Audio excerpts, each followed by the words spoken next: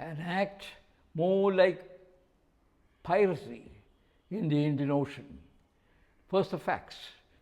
Iranian frigate Iris Dana was a guest of the Indian Navy. It participated along with other naval ships from various countries, including that of the US Navy, in a friendly exercise Milan in Visakhapatnam, which ended on the 25th of February.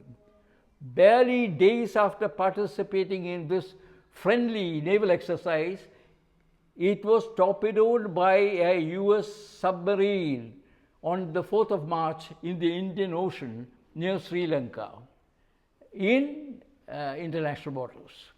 Contrary to every civilized expectation and honorable conduct, the US Navy sailed past and left the victims, young sailors, to drown in the water. There were 180 sailors on board. The Sri Lankan Navy managed to save 32 sailors, and 148 sailors perished in the waters. For centuries, certain basic rules have been followed. First, challenge or signal to stop. Give the sailors an opportunity to surrender. This was not done. They were left to drown and die. Even in war, sailors tried to save sailors. It's one of the oldest traditions of life at sea, the old code of the sea. This was just not done.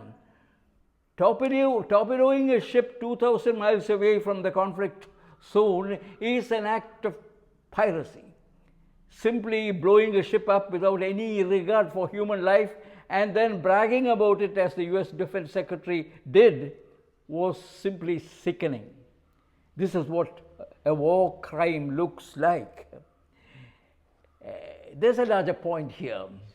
The torpedoing of the Iranian ship in our neighborhood waters reminds us of the sobering reality that India is not the decisive arbiter in these waters, that major naval powers continue to operate actively in this region, that there is a gap between India's strategic narrative in the Indian Ocean region and its actual ability to shape events in its maritime neighborhood.